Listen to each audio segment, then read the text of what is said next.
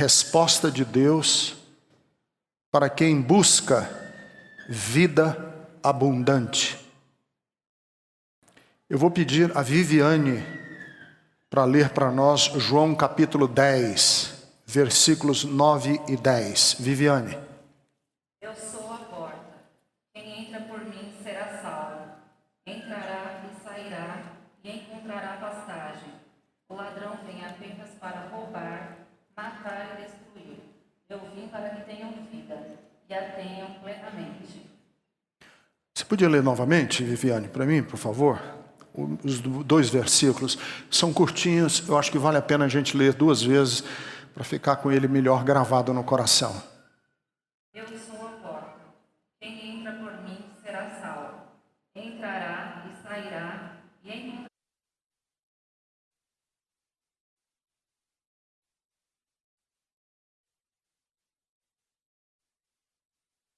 Obrigado.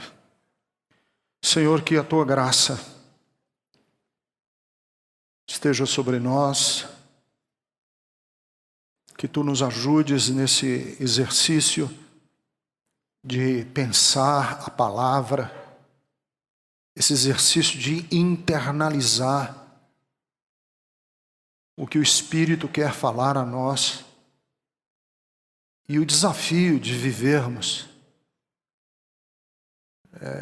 Eu te peço a tua graça, porque sem ela, sem a tua graça, esse culto não passa de um exercício religioso. Sem a tua graça, esse sermão não passa de um discurso. Sem a tua graça, a igreja não passa de um auditório. E nós precisamos dela, da tua graça. Em nome de Jesus é que nós te pedimos, por Ele, por causa dEle. Amém.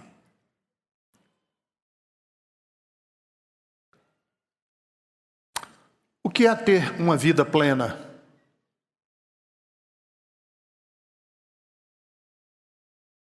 Você conhece alguém que vive uma vida plena? Eu me recordo, e isso eu considero um dos marcos na minha vida, um dos pontos centrais da minha existência. A Bethesda ainda era na Avenida dos Imarés, perto do shopping Ibirapuera. Eu terminei o culto num domingo à noite, desci, estava assim na frente do púlpito,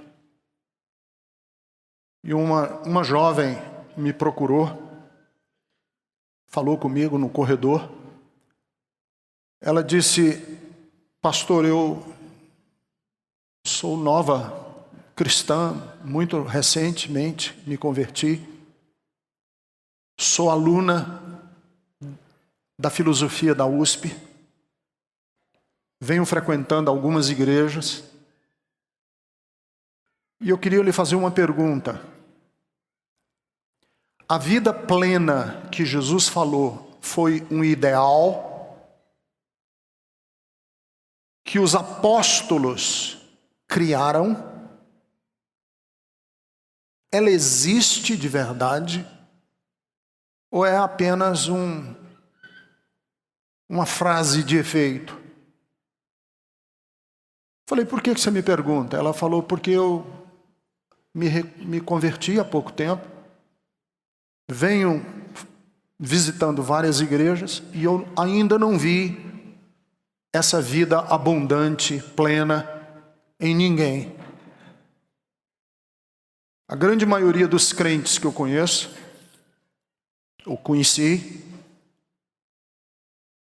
na vida particular, em casa, nos negócios, nas relações, vive uma vida sofrível. É uma vida que está muito longe de ser plena. Quando eu considero essa fala, essa intervenção com essa moça, um dos pontos cruciais da minha vida, porque dali para frente eu comecei a mudar completamente como pessoa e como pastor. Porque a pergunta é uma pergunta complicada, complexa. O que é vida plena? E o que Jesus quis dizer quando ele falou: eu vim para que vocês tenham vida e a tenham plenamente? Talvez o caminho para entendermos o que é uma vida plena seja o caminho da negação. Eu vou explicar. Antes da gente dizer o que é uma vida plena, talvez seja mais fácil para a gente entender o conceito, a gente pensar o que não é uma vida plena.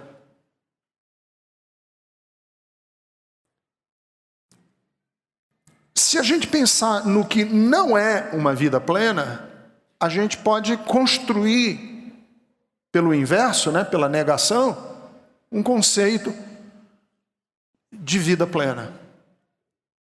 Então deixa eu dizer algumas coisas que eu acredito que não são sinais de uma vida plena.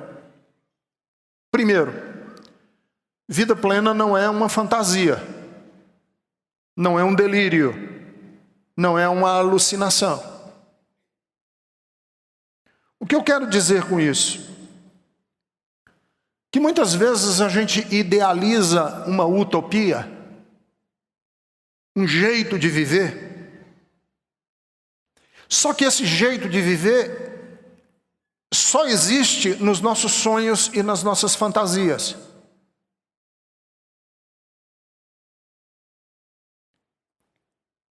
E a gente idealiza essa utopia de tal maneira que a gente acredita que a nossa vida só vai acontecer no dia que essa utopia se concretizar na nossa vida.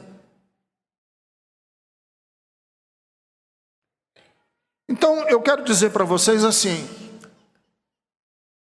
vida plena não é uma vida perfeita, porque o conceito de perfeição não existe entre os humanos. O conceito de perfeição só existe para a divindade. Não existe um mundo perfeito. Então deixa eu falar assim, o que é vida plena? Vida plena não é um mundo idealizado. Porque não existe mulher solteira. O príncipe encantado, ele não existe, ele só existe nos filmes da Disney.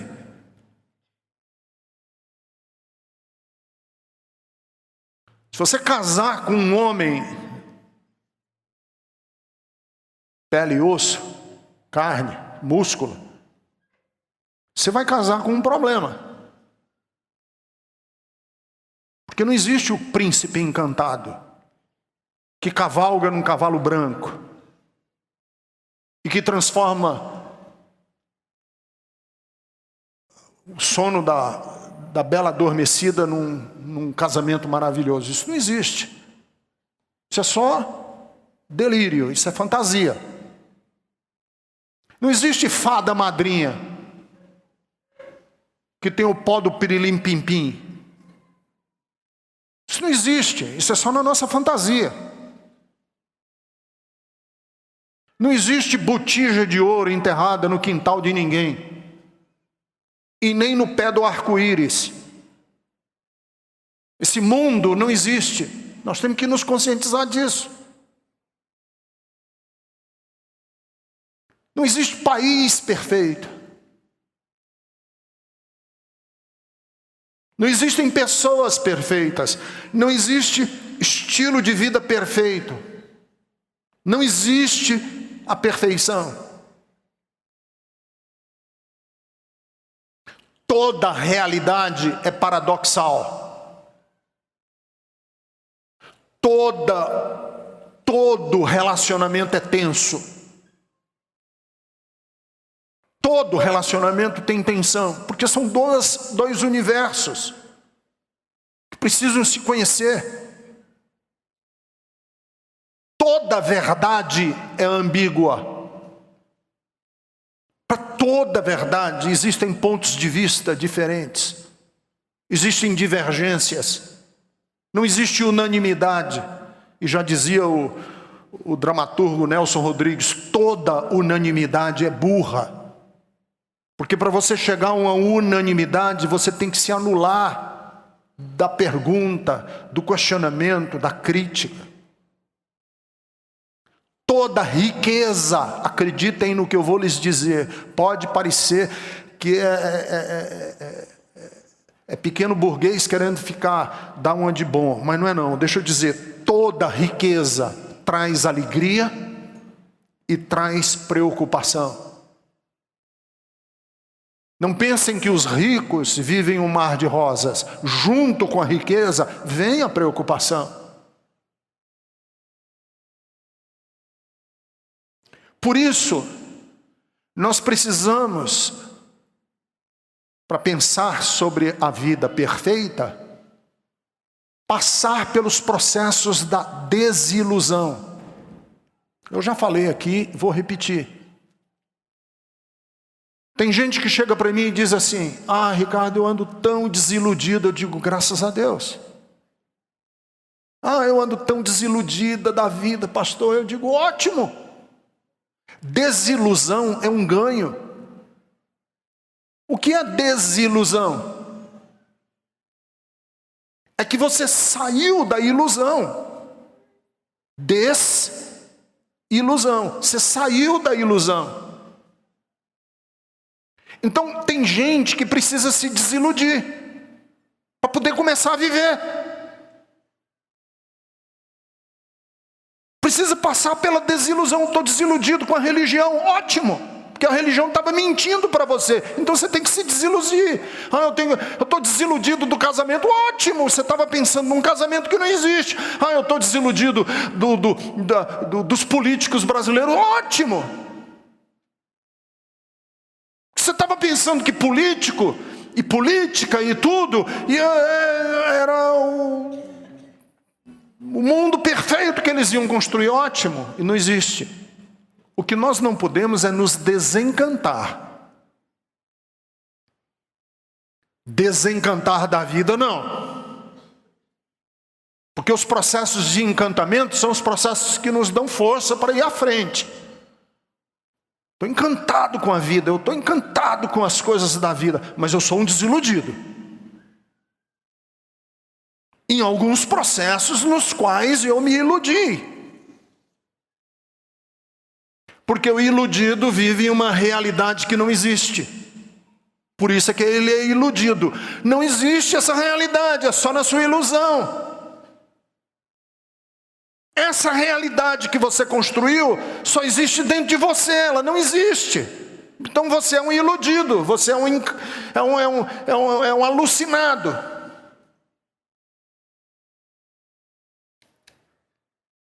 Segunda coisa que vida plena não é. Vida plena não é a gente conseguir controlar todas as pessoas que nos rodeiam. Porque pensem, 99,9% dos seus problemas tem a ver com gente. Foi gente que traiu, foi gente que mentiu, foi gente que decepcionou, foi gente que nos magoou, foi gente que nos feriu. É gente. O nosso problema na vida é gente. Aí nós pensamos, erradamente, que no dia que eu conseguir controlar todas as pessoas que estão ao meu redor, aí eu vou viver uma vida plena. Eu já disse isso aqui também. Tudo daria certo na minha vida se não existissem pessoas ao meu redor. Eu tenho que controlar meus filhos, meu problema são os meus filhos. Eu preciso colocar minha mulher no seu devido lugar. Eu preciso fazer com que o meu marido se comporte assim ou assado. Eu preciso me desfazer do meu marido.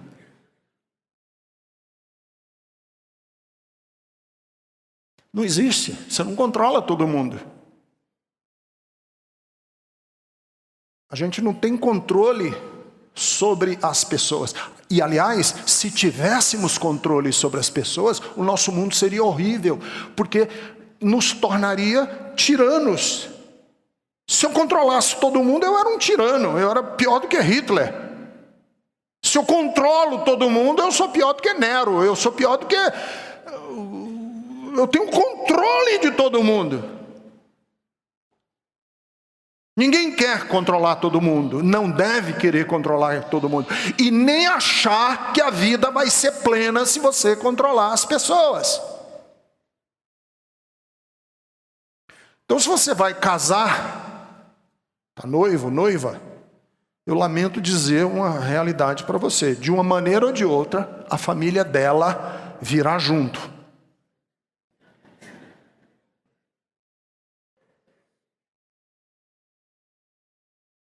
Você quer casar? Saiba que ele tem um irmão que vai se chamar seu cunhado.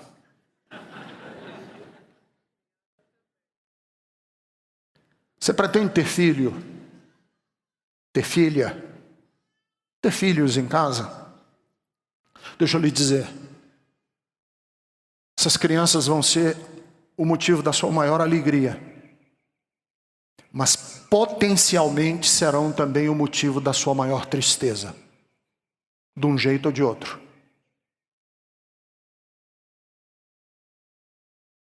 Então, essa ideia de que no dia que eu controlar as pessoas ao meu redor, eu começo a viver uma vida plena, é mentirosa, não existe. Terceiro, os períodos de ressaca não podem dominar a nossa vida. Os períodos de ressaca não podem dominar a nossa existência. Eu vou explicar. Porque quem aqui já teve ressaca, não precisa levantar a mão, sabe do que eu estou falando.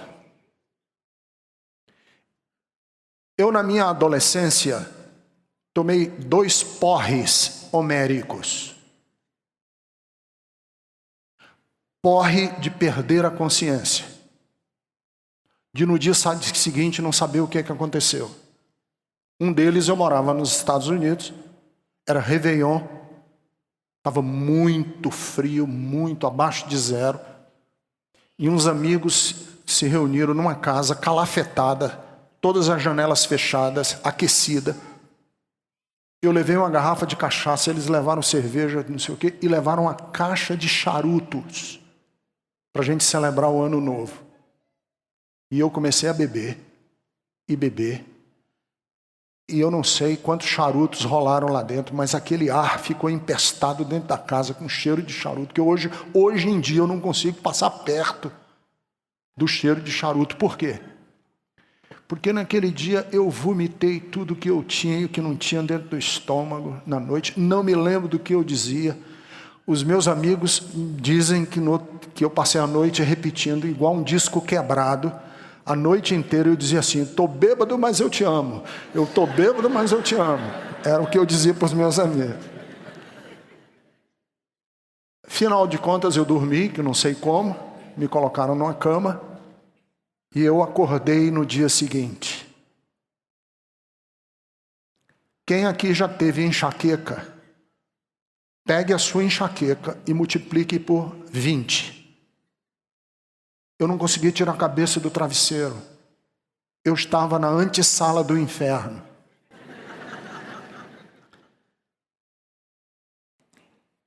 E uma pessoa, há alguns dias, usou uma expressão para mim, que eu nunca tinha atentado para ela.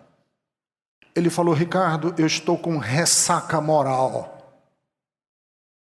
E aí eu entendi que não existe apenas a ressaca etílica, existe também ressaca moral. O que é a ressaca moral? É o mesmo mal-estar que o álcool produz, produzido por decisões imorais que nós tomamos na vida. Ressaca moral. Porque a embriaguez detona o físico.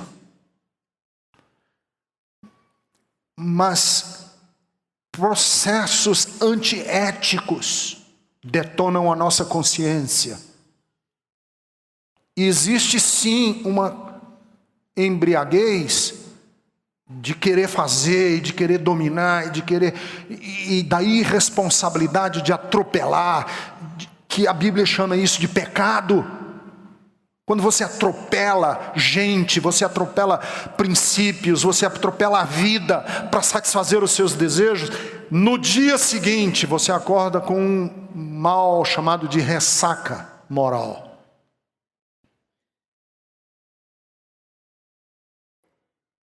O que eu fiz?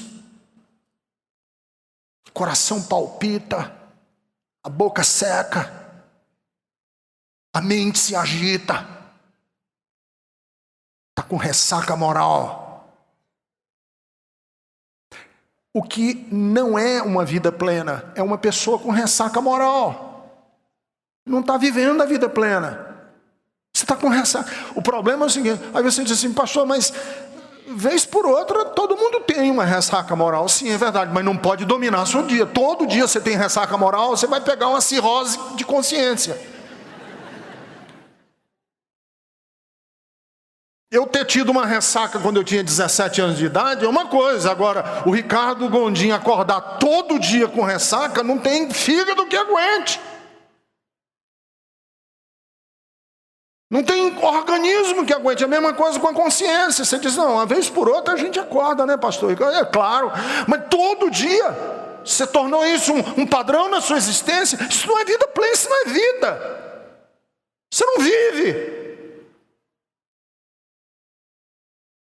Por isso que o Salmo 32, que Davi estava com uma bruta de uma consciência, uma bruta de uma ressaca consciência martelando nele, porque ele tinha assassinado um homem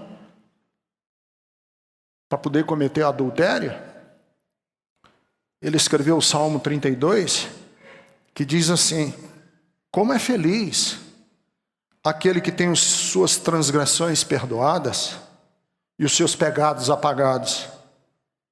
Como é feliz aquele a quem o Senhor não atribui culpa e em quem não há hipocrisia. Enquanto eu mantinha escondidos os meus pecados, ressaca, o meu corpo definhava de tanto gemer, pois dia e noite a tua mão pesava sobre mim. Minhas forças foram se esgotando como em tempo de seca. Então reconheci diante de ti o meu pecado e não encobri as minhas culpas. Eu disse, confessarei as minhas transgressões ao Senhor, e tu perdoaste a culpa do meu pecado.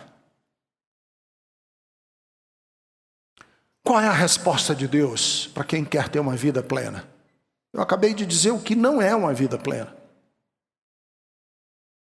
Mas antes de eu dar a resposta de Deus para quem deseja uma vida plena, deixa eu falar algumas coisas sobre a vida, de uma maneira geral. Pensamentos sobre bem e mal. Vamos pensar juntos. Primeira coisa, quem pratica o bem por medo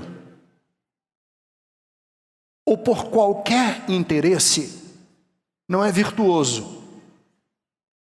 Quem pratica o bem porque está com medo ou porque tem qualquer outro interesse não é virtuoso, mas é covarde porque tem medo, ou é interesseiro porque tem interesse.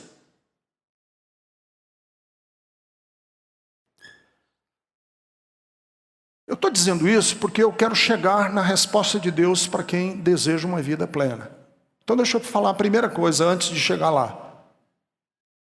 Se você faz o bem, seja religioso, seja espírita, seja católico, seja evangélico, protestante, seja ateu, seja político, seja médico, seja o que for, por qualquer razão, qualquer dimensão da vida.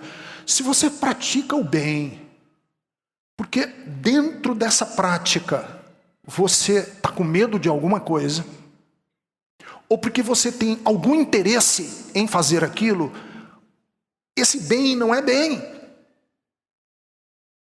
Se você está com medo é porque você é covarde. Eu não fiz porque eu estou com medo. E se você tem interesses embutidos no negócio, você é um grande de um interesseiro naquilo que você está fazendo.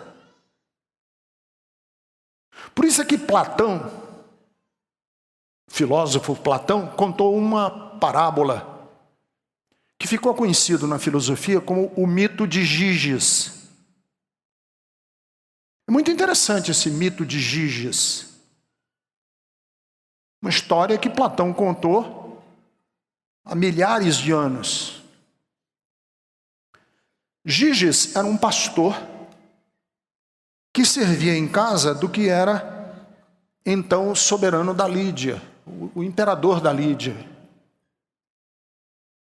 Aconteceu uma grande tempestade e tremor de terra, rasgou-se o solo, abriu-se uma fenda no local onde ele estava apacetando o rebanho.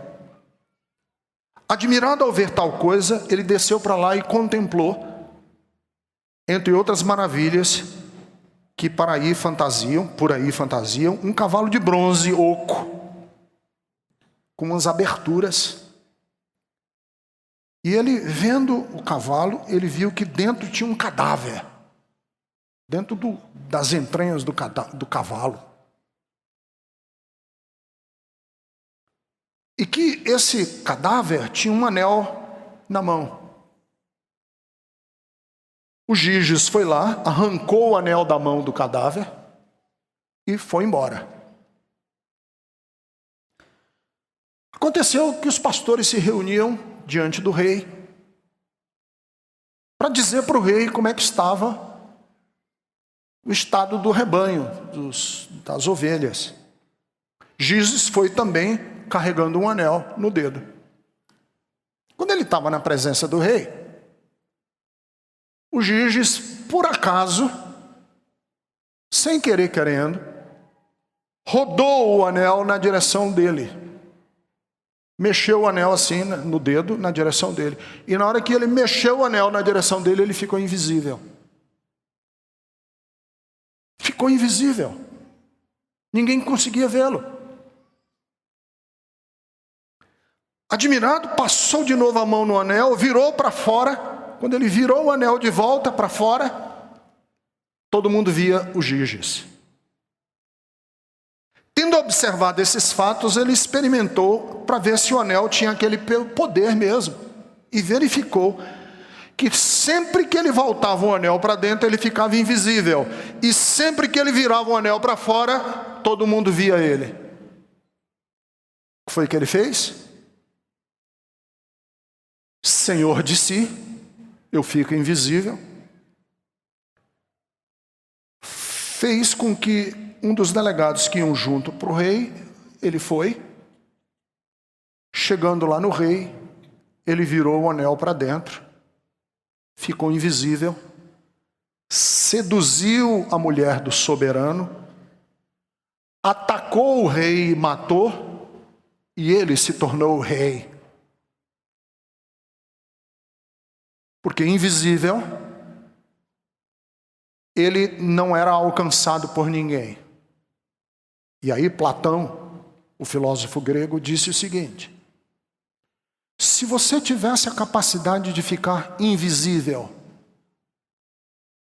para além do alcance da lei, do olhar do seu pai, se você ficasse invisível para Deus, como você se comportaria?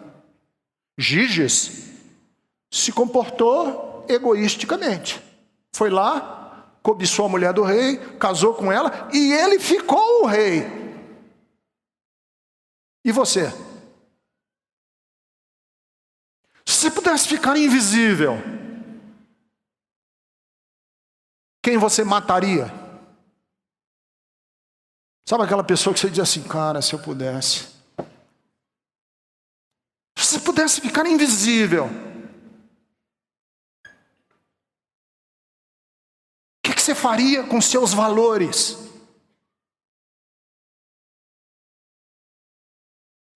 E aí, Tem um filósofo francês chamado André Comte-Sponville, no seu livro Viver, ele diz assim: sabe aquele disco da loja que você gostaria de ter? Sabe aquele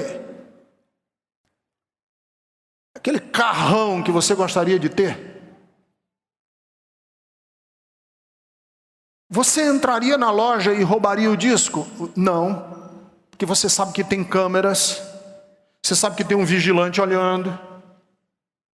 Mas se você fosse invisível,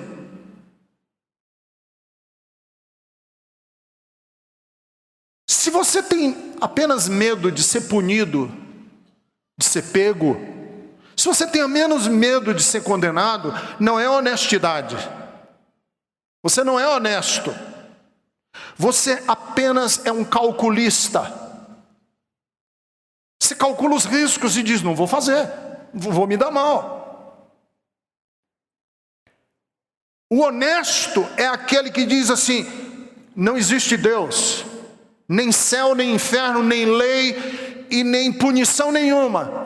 O que você vai fazer da sua vida? Já tive um monte de gente que chega aqui para mim na igreja e diz assim: ah, pastor, sei lá, se não tem Deus, não tem nada, por que eu venho na igreja? Por que eu obedeço? Teve um que ficou revoltado um dia desses, porque ele leu lá na Bíblia que Jesus perdoa um ladrão. Falou: cara, eu fico aqui me matando de ser honesto, de ser direito, e aquele outro lá, cachorrão, se converteu na última hora e vai para o mesmo lugar que eu. Em outras palavras, a lógica que você funciona é a lógica do seguinte: eu só estou aqui porque eu tenho algum interesse. Se não tiver, eu também não faço. Porque se eu tivesse a capacidade de ficar invisível, eu ficaria e viveria bem. A segunda coisa que eu quero dizer antes de dar a solução de Deus para os problemas da vida é que quem espera intervenções sobrenaturais para resolver os seus problemas existenciais não entendeu a mensagem de Deus e está despreparado para viver. Eu vou repetir. Quem espera intervenções sobrenaturais para resolver os seus problemas existenciais não entendeu a mensagem de Jesus e está despreparado para viver.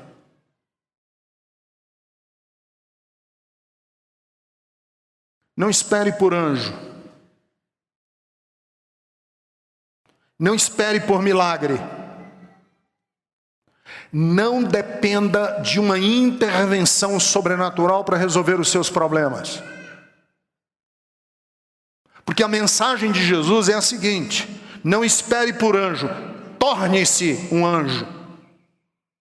A mensagem de Jesus é: não espere por um milagre, seja você o milagre. A mensagem de Jesus é: os feitos sobrenaturais acontecem dentro da história, encarnados. Deus, quando quis transformar a história, não veio de lá para fora, veio de fora, não veio de fora para dentro, veio de dentro para fora. Ele nasceu da mulher, ele encarnou, ele foi gente. E através da sua vida que ele transforma o mundo. A igreja não é um lugar que atrai o sobrenatural, a igreja é um lugar que espalha o sobrenatural, fazendo que homens e mulheres sejam um milagre, sejam uma bênção de Deus. Chega de crentes infantilizados na barra da saia de Deus, dizendo: me resolve o meu problema, eu preciso disso, eu preciso daquilo, me dá isso, me dá aquilo. Não, Deus está dizendo: eu quero te ajudar a ser forte e corajoso e enfrentar a vida. Terceira coisa, nós somos responsáveis, todos nós, pelos desdobramentos intencionais e não intencionais das nossas ações. Você é responsável pelos desdobramentos intencionais, bem como os não intencionais de tudo que você faz. Porque eu ouço muita gente dizendo assim, falei, cara, olha o estrago que você está fazendo. O cara falou, pô, mas não foi minha intenção. Não importa. Não, minha intenção era boa. Não importa, mas você é responsável. Não, eu não tive a intenção. Não importa se você teve ou não teve intenção. Tudo o que você faz na vida, com ou sem intenção, tem desdobramentos. E afeta a gente. E afeta pessoas. E vou dizer mais ainda. Depois que eu morrer, muitas coisas que eu fiz não morrerão comigo. Elas vão continuar. Elas têm desdobramentos na vida de outras pessoas. Ah, mas foi sem querer. Não importa. Eu nunca imaginei que ia dar nisso. Não importa. Algumas das ondas que a gente cria na nossa vida são perceptíveis. A gente vê logo. Pits, que porcaria eu acabei de fazer. Outras, a gente não sabe. Que coisa legal, olha que bênção. Por isso é que a Bíblia diz que mesmo depois de morto, o sangue de Abel ainda fala. Está escrito lá em Hebreus capítulo 12. Mesmo depois de morto, séculos, milênios, o sangue dele ainda fala.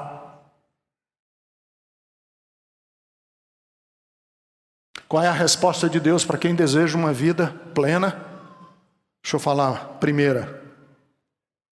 A vida, para ser plena, precisa de coragem, disposição, perseverança, tenacidade, firmeza. Tudo sinônimo ou correlações ou palavras correlatas a dizer o seguinte: a vida, para ser plena, exige pessoas que tenham coragem de enfrentá-la. Eu percebo que nunca as pessoas estiveram menos preparadas para ouvir como estão agora. Por quê? Porque nunca estivemos menos dispostos a enfrentar a realidade como somos hoje. Essa é a nossa geração. Por isso que essa é a geração das drogas lícitas e ilícitas. Por que tem tanta droga no mundo?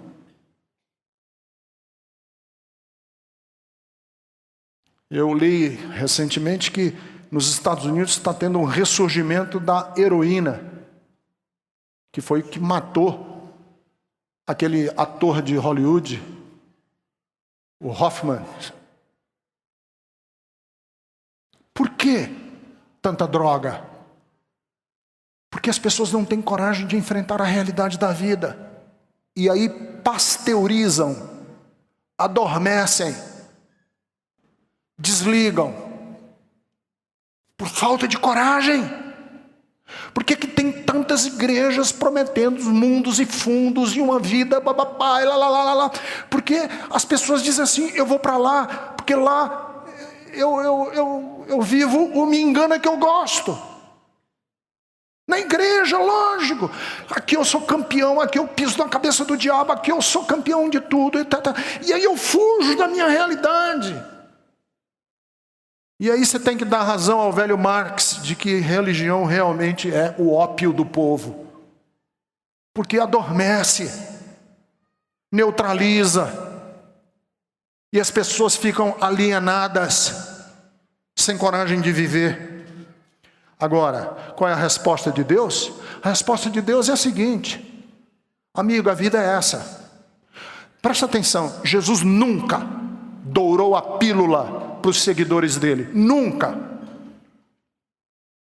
Jesus nunca dourou a pílula. Jesus nunca vendeu gato por lebre.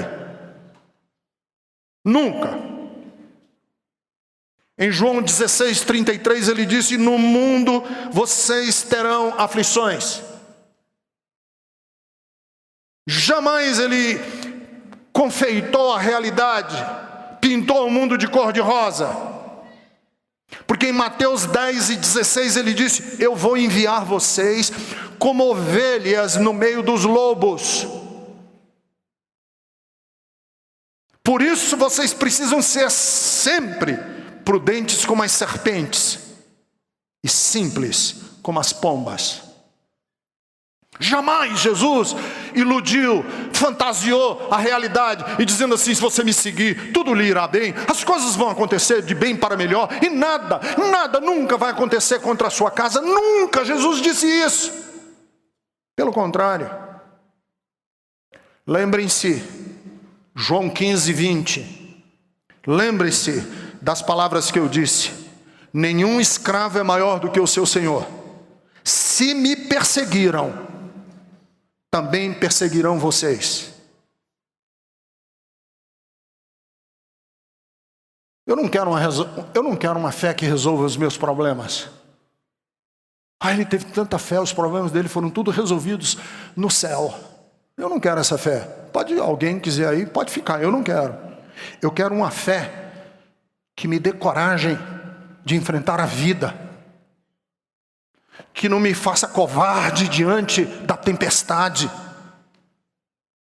que não me torne uma pessoa embrutecida pelo egoísmo. Eu quero essa fé. Eu não quero resolver os meus problemas num passe de mágica. Eu quero fé que me dê coragem, determinação, força, ânimo. Qual é a resposta de Deus para a vida? Amigo, está com você a bola agora, mas eu vou ser seu amigo. Se você cair, eu não vou te empurrar para baixo, eu vou levantar você pela mão. Se você fizer da sua vida uma caca, eu vou levantar você e vou dizer: eu ainda assim creio em você, e nós vamos juntos. Esse é o Jesus que eu conheço na Bíblia e que vai conosco até o fim. Por isso, nunca considere, qual é a resposta de Deus? 2. Nunca considere suas derrotas um fracasso. As nossas derrotas, cara, teve gente que teve mais derrota do que eu na vida. Até porque eu sou corintiano, né? Então, tenho poucas derrotas. Pastor Mário tem mais do que eu. Não, brincadeiras à parte, teve gente que sofreu muito mais do que eu. Porque amanhã, depois da manhã, vão completar 50 anos do golpe militar de 1964. E eu já falei várias vezes aqui na Bethesda, eu sou uma das vítimas desse golpe. Meu pai foi preso. A vida da nossa família virou de cabeça para baixo. Vocês não imaginam o que era ser filho de um preso político na ditadura brasileira. Meu pai perdeu tudo. Nós tivemos que morar na casa da minha avó, que morava numa casinha de vila, que tinha um quarto, cozinha, sala e banheiro. E minha mãe tinha 5 filhos e estava grávida de gêmeos. E na casa do meu avô já moravam minha avó, meu avô, meu tio, minha tia e uma moça que morava com eles. E chegou minha mãe com mais esse. Eu passei a minha adolescência inteira dormindo numa rede, numa sala de visita. Dormia de rede na sala de visita. Sabe o que significa isso? Eu era o último a dormir todas as noites e era o primeiro a acordar todos os dias de manhã. Porque era na sala. E ficavam as redes trançadas uma por outra, porque era todo mundo. E a sorte do cearense é essa, que tem rede. Mas a minha sorte não pode ser comparada à de Zuzu Angel, a estilista de moda do Rio de Janeiro que tinha um filho chamado Stuart Angel, que a ditadura sumiu com ele. E essa mãe ficou alucinada procurando pelo filho desaparecido, que já estava morto, mas sumiram com o corpo do menino. E um dia ela recebeu uma carta de um amigo de prisão do Stuart, dizendo assim: eu vi o dia que mataram o Stuart. Amarraram ele no para-choque de um jipe, no quartel do Rio de Janeiro, onde eu estava preso, e eu estava vendo por uma fresta da cela, com a boca dele no cano de escape do jipe, e arrastaram o corpo do seu filho pelo pátio até ele morrer. E ele gritava: parem, parem, parem. O corpo todo esfolado. Colocaram dentro de um camburão e jogaram ele, ninguém sabe aonde. Ainda hoje, não se sabe onde foi o corpo de Stuart. E essa mãe recebeu essa carta. Vocês imaginam a dor dessa mulher? Ela sofreu tanto. E pior, ela deixou cartas com 4 ou 5 amigos dela dizendo: eu estou sendo perseguida, e se me acontecer alguma coisa, não acreditem que foi acidente, eu fui assassinada. Ela estava vindo da Barra da Tijuca na direção de Copacabana, no Rio de Janeiro. Um carro trancou ela e ela caiu de cima de um viaduto no carro que ela dirigia, e ela morreu. Teve gente que sofreu muitas derrotas, muito mais do que você e do que eu podemos imaginar. Mas preste atenção, as nossas derrotas, elas precisam ser trabalhadas, para que a gente não se veja como um fracasso. Some todas as quedas, adicione tudo que você já sofreu na vida, que você fez de ruim e que outros fizeram de ruim para você, que você foi vítima e que você foi o algoz, você foi o que não prestou. Some isso tudo, incorpore ao sua existência e faça disso um degrau pedagógico de crescimento, de maturidade. Veja o valor agregado do bem e do mal na sua alma, para fazer não de você um fracassado, mas fazer de você uma pessoa melhor. Por isso é que a Bíblia diz assim: no mundo vocês terão aflições, mas tende bom ânimo, porque eu venci o mundo. Terceiro, angústia não deve ser evitada. Você quer vida plena? Não fuja da sua angústia. Não entorpeça a sua angústia. Eu brinco aqui na Bethesda, porque eu falo essas coisas muitas vezes e as pessoas não me ouvem. Porque tem gente que diz assim: ah, pastor, eu estou tão angustiado, eu queria arrancar essa angústia de dentro de mim. Eu digo: não faça isso. Angústia é bom. Quem não se angustia são as pessoas rasas, superficiais, bobão. Os bobões da vida não se angustiam. Eles são ele não se angustia nunca. Pessoas densas, pessoas com conteúdo se angustiam. Porque o que é a angústia? A angústia é a gente se deparar com a vida complexa, ambígua, paradoxal. Quando você se depara com a vida em toda a sua complexidade, você se angustia, porque você leu o livro de Eclesiastes da Bíblia. Não se culpe por ser angustiado, porque tem um livro na Bíblia sobre a angústia, o Eclesiastes. Porque o Eclesiastes disse: olha, eu vi que muitas vezes o justo não tem compensa pela sua justiça. Eu já vi várias vezes que o forte não é o que vence a batalha. Eu vejo o justo prosperando, eu vejo as injustiças na vida, e eu não vou me angustiar. Então a angústia é um ganho. E mais, em Marcos capítulo 13, versículo 34, Jesus diz assim: Jesus, o Senhor da vida de vocês, olha o que ele disse: a minha alma está profundamente triste. Sabe quem disse isso? Jesus. Numa tristeza mortal. Veja na sua Bíblia se não está lá. Marcos 13:34. Tem uma outra versão que diz assim: a minha alma está angustiada, numa angústia até a morte. E se você não se contenta só com Marcos capítulo 13, tem João capítulo 12, versículos 27 e 28. Agora o meu coração está perturbado. Jesus disse: meu coração está perturbado. E o que é que eu vou dizer para Deus? Me livra? Não. Jesus diz isso. Minha alma está angustiada, meu coração está perturbado. Eu vou dizer o que para Deus? Me livra? Não. Porque foi para isso que eu nasci. Isso é coragem existencial.